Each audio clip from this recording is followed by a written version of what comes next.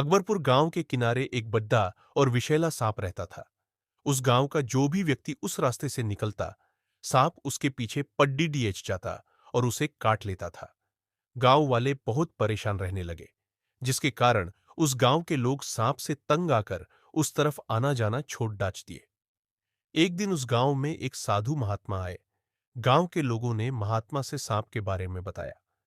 महात्मा जी सांप के पास गए और उसे समझाते हुए कहा, यह जन्म बहुत ही भाग्य से मिला है, जो कि बार बार नहीं मिलता। ऐसा जीना क्या जीना, जिसके लिए लोग तुम्हारे बारे में तरह तरह की बातें कहें और गालियां दें। सांप ने कहा, मुनिवर, मुझे सही मार्ग दिखाओ। महात्मा जी ने कहा, तुम लोगों को परेशान करना छोड़ डाट दो, सबके साथ प्रेम और सद्भाव के साथ पेश आओ। सांप ने महात्मा की बातों को मान लिया। उस दिन से उसने लोगों को काटना छोड़ डाट दिया। अब वह बाग में ऐसे बैठा रहता था।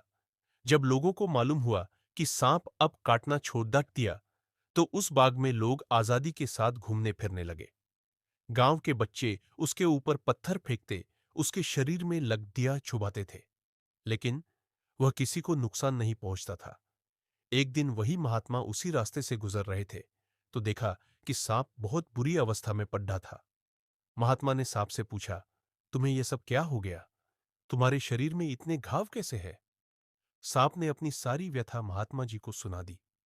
महात्मा जी ने कहा, हे नागराज, मैंने तुम्हें काटने से मना किया था, लेकिन फुफकारने से नहीं।